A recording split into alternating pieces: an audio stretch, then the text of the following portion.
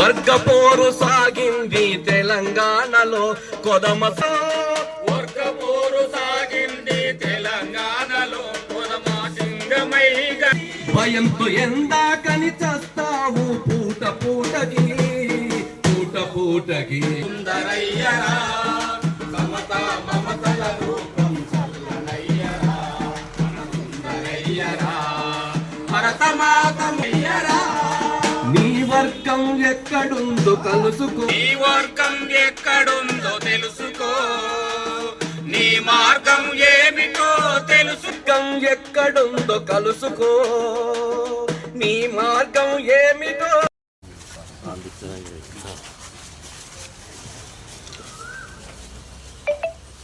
వర్ధిల్లాలి Marxism Leninism వర్ధిల్లాలి Marxism Leninism జోహార్ comrade Sundarayya గారికి జోహార్ కామ్రేడ్ సుందరయ్య గారికి జోహార్ కార్యాలయం ముందు అరుణ పతాకాన్ని పార్టీ సీనియర్ నాయకులు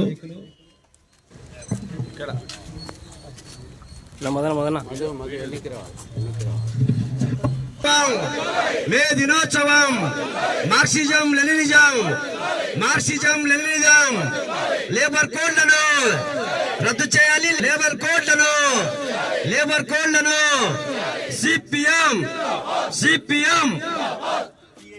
పుట్టింది. ఒకప్పుడు అరుణ పతాకం లేదు. పోరాటంలో కార్మికుల యొక్క రక్తంతో తడిచిందే ఆ తర్వాత ఎర్రజెండగా మారింది. ఎర్రజెండా విశ్వవ్యాప్తమైంది. దీనికి ఒక దేశం, ఒక రాష్ట్రం, ఒక సరిహద్దు లేదు.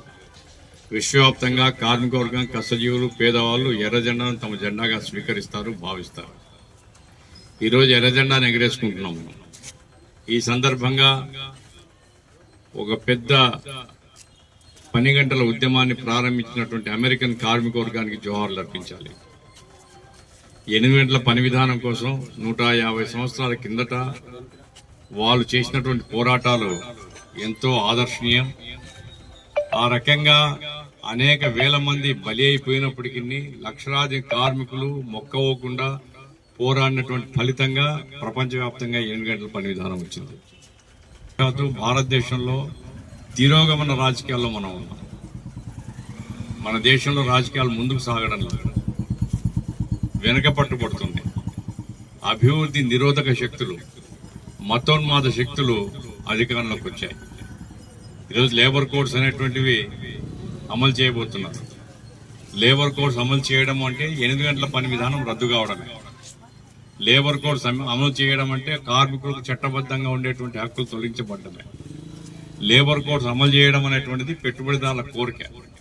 పెట్టుబడిదారుల యొక్క లాభాల కోసం వాళ్ళకి లొంగి అణిగి మణిగి ఉండేలా కార్మిక వర్గాన్ని అంచివేయడం కోసం చేసేటివే లేబర్ కోడ్స్. బీజేపీ ప్రభుత్వం ఆ లేబర్ కోడ్స్ తీసుకుని వచ్చింది.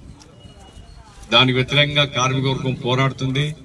సిపిఎం పార్టీ అన్ని విధాల కార్మిక వర్గానికి అండగా ఉండి ఆ పోరాటాల్లో చురుగ్గా పాల్గొనాలి, ఆ పోరాటాలను ముందుకు తీసుకుని పోవాలి. రేపు 20వ తేదీ దేశవ్యాప్త సమ్మెకు ఇటువంటి వాతావరణాన్ని కోరుకుంటున్నాం. కష్టజీవులు ఐక్యంగా ఉంటేనే మన పోరాటాలు ముందుకు పోతాయి. కష్టజీవులు ఐక్యంగా పోరాడితేనే ప్రభుత్వాన్ని ఎదిరించగలుగుతాం. కష్టజీవుల మధ్య మతం పేరుతో గాని, కులం పేరుతో గాని, ప్రాంతం పేరుతో గాని వచ్చే విభజన అంతిమంగా కార్మిక వర్గాన్ని నష్టం చేస్తుంది.